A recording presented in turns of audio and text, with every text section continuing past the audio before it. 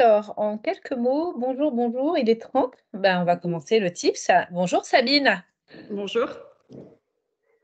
Alors aujourd'hui, on accueille une femme de santé qui est en plus une détresse qu'on a mise en lumière l'année dernière. Sabine, elle est patiente partenaire dans un centre de cancéro. Depuis combien de temps, Sabine? 5 ans, c'était la Voilà, semaine dernière, 5 ans. tu viens de fêter tes 5 ans. C'est ça. Avant ça, tu étais tout simplement, pas tout simplement, tu étais orthophoniste parce que c'est du boulot d'être orthophoniste et d'y arriver. Et tu as choisi de changer de voie. Et alors, à chaque fois, que je présente les femmes de santé, je leur demande quelque chose qu'elles font en dehors de leur vie professionnelle, une passion, une activité, ce qu'elles ont et puis, tu m'en as cité une et tu m'as dit: «Mais non, mais je préférais que tu dises que moi, ce que je veux, c'est que les patients soient partout et pas uniquement dans le soin, et qu'ils travaillent à la fois dans la recherche et dans la formation». Donc je passe le message. Mais alors, je suis désolée Sabine, je vais te trahir, mais je viens d'apprendre à jouer au golf. Je viens d'avoir ma green card. Je suis complètement nulle. J'ai fait la compétition Jean-Pierre Papin qui est une compétition for good, je suis arrivée fièrement avant-dernière, pensant que j'étais avant-dernière, jusqu'à découvrir que les derniers étaient forfaits. Voilà. Donc, je t'admire beaucoup parce que tu as une famille de golfeurs avec tout ce que ça a de positif, c'est-à-dire à la mode américaine, accessible à tous. Et tu es une fille qui a une jeune espoir. Et donc, moi, j'admire cette capacité-là. Voilà. Donc, je le cite, le golf, c'est pour tout le monde, y compris pour moi, les nuls. Voilà.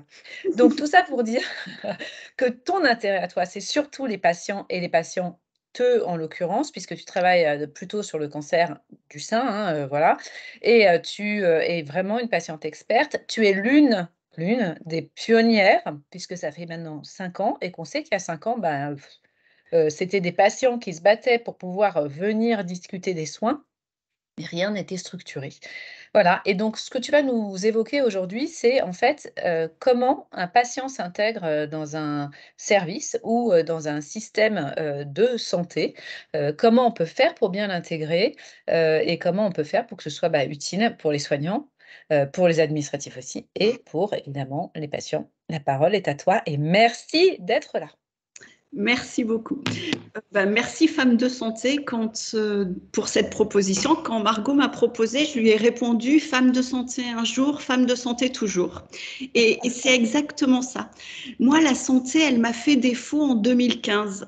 J'ai été diagnostiquée d'un cancer du sein. Je suis tombée malade.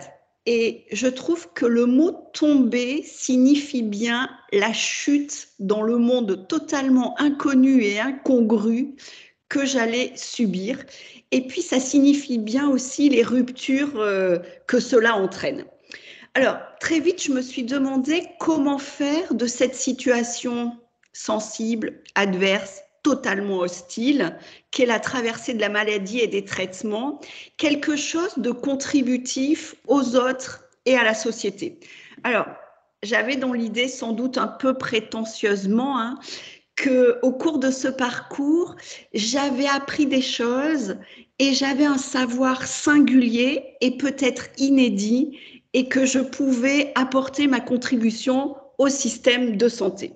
Alors brièvement, j'accompagne des femmes, donc depuis 5 ans, des femmes qui sont touchées par un cancer du sein, comme je l'ai été moi-même, et j'accompagne aussi l'équipe des professionnels de santé pour penser ensemble, co-construire ensemble les pratiques en santé, l'accès aux soins. Et c'est vraiment la question que Femmes de Santé m'a posée et que j'ai vu passer aussi dans la communication.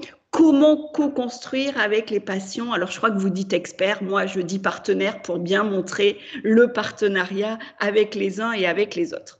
Alors, quand j'ai commencé à réfléchir à cette question, je me suis dit qu'avant de penser au comment, il fallait absolument se demander pourquoi. Parce qu'il y a une citation de Nietzsche, voilà, un grand philosophe que j'aime beaucoup et je vais vous la lire. Celui qui a un pourquoi qui lui tient de but, de finalité, peut vivre avec n'importe quel comment. Alors, pourquoi d'abord vouloir co-construire avec les patients partenaires? Il me semble que si on ne se pose pas cette question, co-construire, ça va devenir un mot totalement valise, que l'on emploie à toutes les sauces et qui ne voudra pas dire grand-chose. Et puis, je crois aussi que si on n'a pas le bon pourquoi, certes, on aura des patients autour des tables, mais ce seront des patients alibi pour se donner bonne conscience. Donc, j'ai envie de revenir un peu sur pourquoi. Alors, d'une part, je crois que la relation de soins, elle a grandement été modifiée au cours des décennies et sans doute que c'est d'ordre sociétal. Aujourd'hui, il y a de plus en plus de malades chroniques, hein, ça ne cesse d'augmenter. Je crois que selon les statistiques, en France, c'est entre 15 et 20 millions de personnes, hein, donc une personne sur 3 vivrait en France avec une ou plusieurs maladies chroniques, ce qui suppose, il me semble, de réfléchir non pas seulement aux soins en lui-même, mais à l'accompagnement. Ensuite, il y a une deuxième raison, c'est parce que dans les pays occidentaux encore, la population vieillit. Et puis, il y a quelque chose d'incroyablement différent pour les patients que nous sommes, c'est que l'accès à l'information s'est grandement démocratisé. Je crois qu'il y a une étude IFOP qui a montré que 80% des Français vont consulter Internet pour avoir des renseignements sur leurs pathologies ou sur leurs symptômes. En bref, le patient de 2023 n'est pas tout à fait le même patient qu'avant. Je pense que le professionnel de santé n'est pas non plus tout à fait le même. Et puis avec la loi Kouchner de 2002, déjà 21 ans presque, il s'agit de rendre le citoyen acteur de sa santé, mais aussi de la santé en général. Alors pourquoi? Pour moi, ça ne fait pas de doute, c'est pour favoriser l'amélioration continue de l'organisation des soins, de la pertinence des soins, mais aussi de la sécurité des soins. En bref, ce qui nous réunit tous, il me semble, et j'espère les femmes de santé, et j'en doute pas, c'est améliorer d'une façon ou d'une autre l'expérience de chaque citoyen qui est en lien possiblement un jour avec le système de santé. Et il y a Olivia Gross qui dit que tous les professionnels de santé participent à la prise en soin de la personne, et là, à partir de là, je la cite, mais à l'aune de son champ de compétences et de ses schémas de compréhension de la situation. Et c'est exactement ça, parce que force est de constater que le patient n'a pas le même schéma de compréhension que le professionnel de santé. Ça, j'en suis convaincue et je pense que les professionnels de santé commencent un peu à attraper ça. Il reste le premier concerné par la situation adverse qu'est la maladie et ne serait-ce que la temporalité pour le patient et pour le professionnel de santé n'est pas le même. Mais je n'ai pas oublié la commande, comment intégrer un patient dans une équipe de soins. Alors, je crois que d'abord, il faut de l'envie de part et d'autre. Certes, des patients partenaires, mais si on y est, c'est qu'on a envie, mais surtout de la part des professionnels de santé. Et je déconseille d'aller face à des portes grandement cadenassées. Il faut que la porte soit un tout petit peu entrouverte pour qu'on puisse y aller. Parce qu'il me semble que l'envie de la part des professionnels de santé n'est possible que s'il y a la reconnaissance de la complémentarité et de l'interdépendance des savoirs, les savoirs cliniques et scientifiques pour les professionnels de santé, expérientiels et existentiels pour les patients. Au passage, quand je rencontre une patiente que je ne connais pas jusqu'à présent, et ça m'arrive tous les jours, hein, au moins 3 fois par semaine, je ne me présente pas en lui disant « Coucou, j'ai acquis des savoirs expérientiels et je vais vous accompagner ». C'est entre nous là que je vous raconte que ce sont des savoirs expérientiels. La patiente, je lui dis, j'ai été à votre place, c'était il y a quelques années. Et de ce fait, c'est elle qui m'attribue des savoirs et des compétences qui lui seront peut-être, sans doute, utiles. Donc l'envie. Je pense qu'il faut sans doute accepter de perdre du temps pour en gagner. Et ça, c'est très, très important. Parce que co-construire, ça prend du temps. Sans doute parce que nous, vous, moi et tous les autres, nous sommes soumis à ce qu'on appelle des biais inconscients. C'est-à-dire que nous avons les uns et les autres des a priori, des préjugés, et avant de co-construire, peut-être qu'il faut déconstruire. Et ça prend du temps. Parce que on pense que les médecins sont comme ça, les patients sont comme ça. Et alors, les patients partenaires, on ne sait pas trop comment ils sont, mais on a juste idée qu'ils veulent être partout. Et ça, c'est un peu dérangeant. Donc, il faut toujours, je crois, prendre le temps pour accepter l'idée d'être altéré par l'autre. Parce qu'il s'agit exactement de ça. Parce que, on le sait, hein, on est toujours plus confortable dans l'entre-soi. Et le partenariat en santé, ben, c'est bouleverser cet entre-soi parce que peut-être que celui qui pense, qui dit et qui fait, c'est pas tout à fait comme j'imagine qu'il pense, qu'il dit et qu'il fait. Et c'est ça, être accepté d'être altéré. Je pense aussi qu'il faut être absolument force de proposition parce que la plupart des professionnels de santé ne connaissent pas ces nouveaux métiers et donc ils ne savent pas ce qu'on peut concrètement leur apporter. Alors là, appuyons-nous sur des expériences, des expérimentations ici ou ailleurs, hein, dans d'autres pays, réinventons pas tout à chaque fois pour préciser ce qu'est l'offre de service du patient partenaire. C'est une proposition d'accompagnement et pas de soins à proprement dit, même si je suis convaincue que cette proposition d'accompagnement participe aux soins. En tout cas, ce nouvel acteur ne prend la place de personne, ce n'est pas une assistante sociale, ce n'est pas un psychologue, ça répond à quelque chose qui jusqu'à ce jour n'existe pas. Et puis, si je pars de mon expérience, et je l'ai souvent raconté, peut-être que certains d'entre vous m'ont entendu le dire, c'est parti d'une rencontre. Et il ne faut jamais négliger les belles rencontres. C'est-à-dire que c'est à la faveur d'une rencontre entre une oncologue et une patiente, en l'occurrence moi, que ça a été possible. C'est-à-dire que ensemble, on a eu un parcours de 13 à 15 mois pendant lequel j'ai été suivie pour le cancer du sein que j'avais. Et puis après, on s'est mis autour de la table et on s'est dit, qu'est-ce qu'on peut faire toutes les deux pour améliorer le parcours de soins, le personnaliser et respecter la qualité de vie de chaque personne. Et puis un autre point important, il faut absolument rendre visible le partenariat en santé avec un lieu dédié dans l'établissement de soins. Et ça me paraît indispensable. Il faut même que les personnes, dans mon cas, qui n'ont rien à faire avec l'oncologie, sachent que ça existe. Et c'est aussi pour ça que je dis oui à chaque fois que l'on me propose de raconter ce que je fais. Parce que il ne faut pas seulement parler de ces métiers, mais les rendre visibles. Et l'ISA, l'Institut du sein d'Aquitaine, a commencé au rez-de-chaussée, dans un bureau vitré. Au début, je me suis dit, mais c'est pas très confortable d'être dans un bureau vitré. Tout le monde va savoir si je me gratte la tête ou le nez. Et au final, c'était en face du service de radiologie.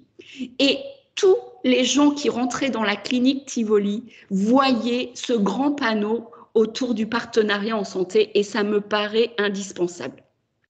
Quand je vous dis qu'il faut favoriser les belles rencontres, c'est parce que je suis convaincue que les professionnels de santé parlent bien aux professionnels de santé et que ceux qui ont testé, apprécié le travail avec un patient partenaire va embarquer derrière eux tous les professionnels de santé parce que pour que ce soit efficace, efficient, il faut que tous les professionnels de santé soient convaincus de cette importance-là, y compris la secrétaire à l'accueil, y compris la dame qui fait le ménage dans les chambres et qui est très importante parce que parfois, elle a le temps, elle, de parler avec les patients. La clinique dans laquelle je travaille, elle est vraiment petite et circonscrite dans l'espace. Je ne dis pas que le partenariat patient n'est pas du tout possible dans des grands établissements. En tout cas, ça ne se pense pas du tout de la même façon.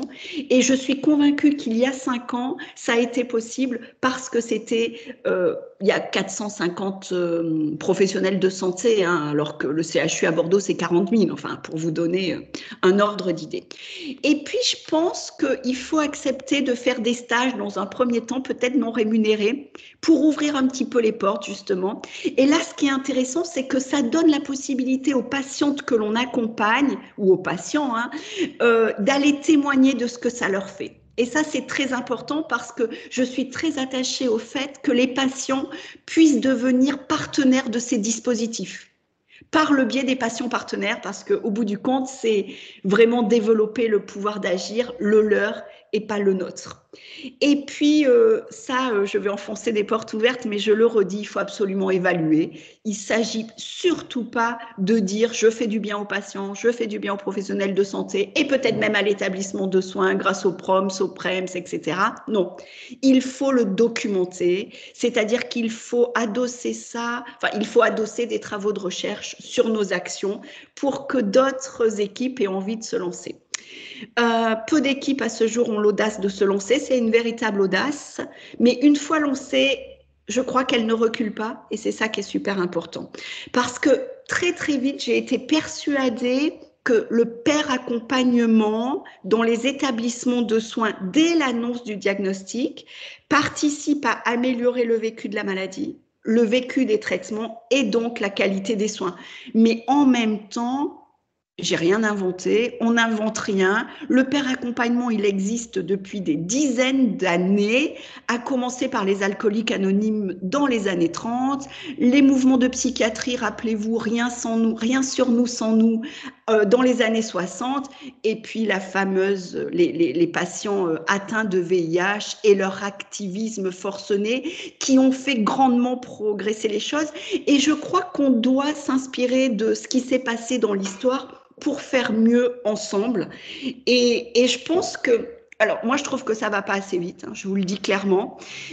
Les patients sont impatients. Ça c'est une de nos... Alors je sais pas si c'est un défaut, une qualité. En tout cas, la temporalité n'est pas la même pour nous. Il y a urgence à faire les choses. Et donc, on y met beaucoup d'énergie. Et parfois, c'est un peu désespérant de voir que ça ne va pas aussi vite qu'on le voudrait, quand on est convaincu des bienfaits, évidemment. Et je pense qu'il nous faut pour cela absolument réfléchir à notre statut. Il est beaucoup trop flou. On n'est même pas d'accord sur les termes, experts, ressources, etc. Et puis, ben voilà, c'est encore l'occasion de remercier Femmes de Santé, parce que si parmi les participantes, il n'y a que des femmes, aujourd'hui, il y en a une qui se dit « Et si je tentais l'aventure avec une patiente partenaire ?» Eh bien, c'est gagné. J'ai surtout pas perdu du temps, j'en ai gagné et celui-ci est important. Merci de votre attention.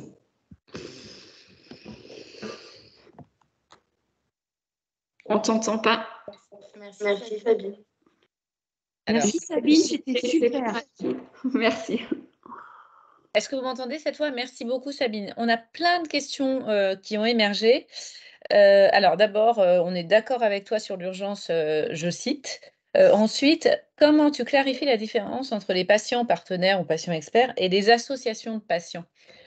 Parce que, c'est vrai que dans le cadre d'accompagnement, il peut y avoir, chevauchement des rôles, ou pas d'ailleurs, mais voilà, la parole C'est vrai que dans la liste du pair accompagnement, hein, j'ai cité les alcooliques anonymes, les mouvements psychiatrie et les patients atteints de VIH, et j'aurais dû rajouter, et ça doit l'être dans mon petit papier, mais voilà, je ne l'ai pas assez appris, les associations de patients, parce que ça fait des décennies aussi que les associations de patients sont auprès des patients.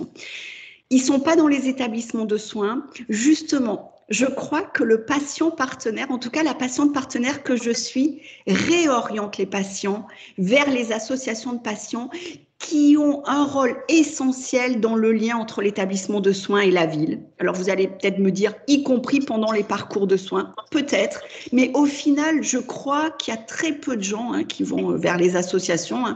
Je crois que c'est autour de 10% des patients qui adhèrent à une association. Au final, il y en a 90% qui n'y sont pas.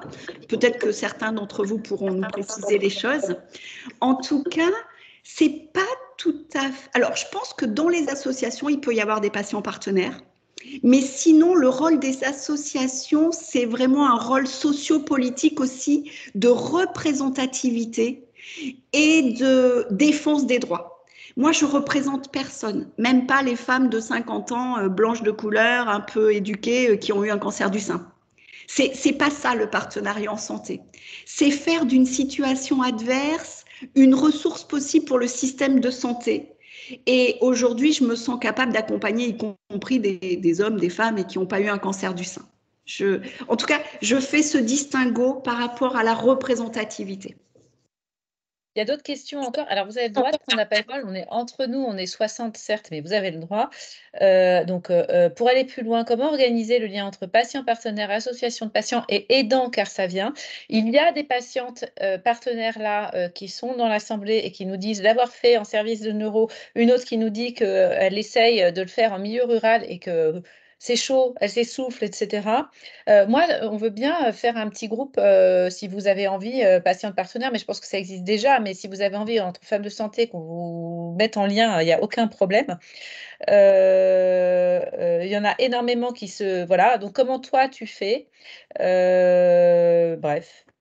Alors, merci d'avoir précisé les aidants et les proches. C'est vraiment une restriction sémantique dont je m'excuse. Je parle toujours des patients, mais dans ma tête, c'est vraiment les patients, les aidants et les proches et les aimants. Souvent, les aidants, ce sont des aimants. Donc, vraiment, c'est un raccourci sémantique dont je m'excuse, mais bien sûr que les aidants et les proches sont essentiels. Comme je vous le disais, c'est vraiment à la faveur d'une rencontre que ça a commencé pour moi. Et à un moment, c'était aligné, quoi. Les choses se sont alignées, c'était au bon moment, au bon endroit. Ce dont on est très fier à l'ISA, c'est que ça a permis un appel à projet ARS Nouvelle-Aquitaine. Et en ce moment, j'ai 10 collègues qui sont financés par la ARS Nouvelle-Aquitaine dans 7 établissements de soins.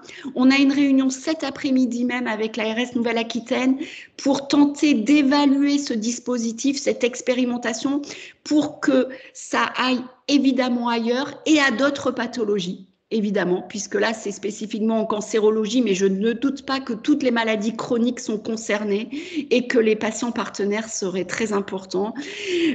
C'est compliqué parce qu'il y a le problème de la rémunération. Je pense que beaucoup pourraient être convaincus qu'on est utile, mais qui paye qui?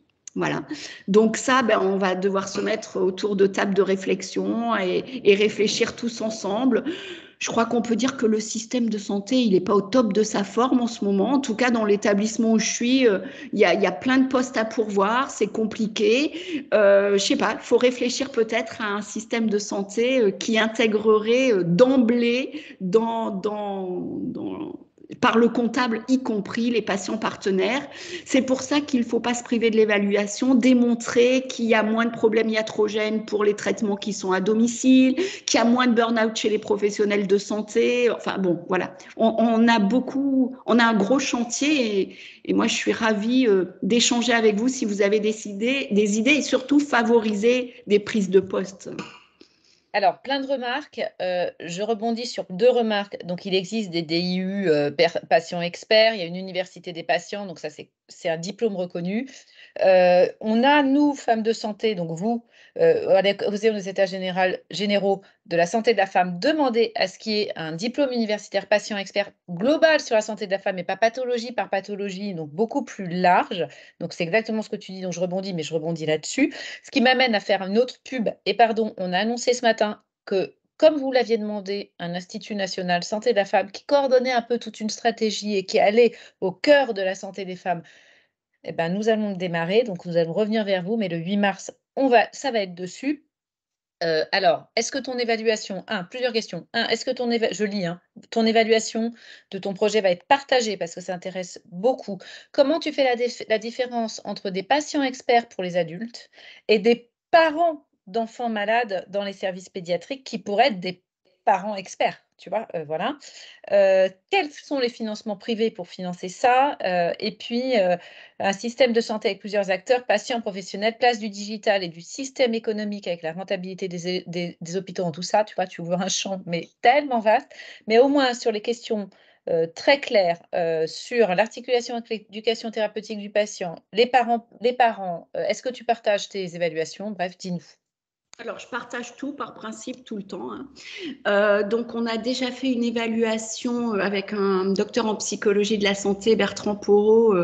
On a déjà les résultats de l'étude quantitative. C'est l'impact auprès des patients. Pour l'instant, c'est la seule que l'on ait menée. On attend l'étude qualitative, mais avec plaisir pour la partager avec vous. C'est assez facile de démontrer que c'est utile aux patients. Là, pour le coup, ça n'a pas été l'évaluation la plus difficile à faire parce qu'en plus, on l'a commencé pendant le premier confinement. On a envoyé un mail en disant vous avez été accompagné par la patiente partenaire, dites-nous ce que vous en pensez. Et là, tout le monde avait le temps et j'ai des verbatims dont il faudrait prendre le temps d'analyser, incroyable. Et il y a forcément quelque chose de voilà. On commence juste à évaluer à réfléchir à l'évaluation pour les professionnels de santé parce que j'ai idée que c'est encore plus important parce que si les professionnels de santé ne sont pas convaincus, ils ne viendront pas nous chercher. Par rapport à la question en service pédiatrique, j'ai une collègue, patiente partenaire, qui est en formation en ce moment à l'Université des patients, qui va intégrer, elle est peut-être là d'ailleurs, elle s'appelle Sophie, elle va peut-être se reconnaître, qui va intégrer un service de pédiatrie au CHU de Bordeaux, spécifiquement pour accompagner les parents et les enfants, ou les enfants et les parents d'enfants qui ont... Parce que le cancer a l'outrecuidance de s'en prendre parfois à des jeunes enfants aussi. Voilà. Donc, je suis tout à fait... Et puis, il n'y a pas très longtemps, j'étais à Montréal et on a rencontré un groupe de patients partenaires, d'enfants patients partenaires. Certains ont été touchés par la maladie, mais pour la plupart, c'est leurs parents qui ont été touchés par la maladie. Et ensemble, dans un collectif, vous avez peut-être vu, il y a une vidéo qui est très, très intéressante où ils sont interviewés, ces enfants. Ils ont entre 9 et 12 ans, hein, ou même 8 et 12 ans. Et ensemble, ils réfléchissent aux pratiques en santé. Et je dis, waouh, on a encore beaucoup de bonnes idées à aller pêcher à droite et à gauche.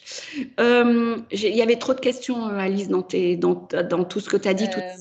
Alors, est-ce que tu partages les financements? Les financements, à mon avis, c'est tellement long que, mais quel est le point d'entrée si tu souhaites intégrer une équipe ou un service, le cadre de santé, le chef de service, autre? Comment tu fais si tu as une expertise patient et que tu veux amorcer la chose? Tu fais concrètement comment? C'est là qu'il faut repérer la personne qui a l'envie, le charisme et la capacité à aller raconter dans tous les services. Ce qui m'arrive est juste incroyable. Je travaille avec une patiente partenaire, etc., etc. Oui, mais pour y rentrer avant ça. Ouais, et c'est là où c'est compliqué. En tout cas, si vous êtes patiente, vous avez toutes été suivies dans un établissement de soins.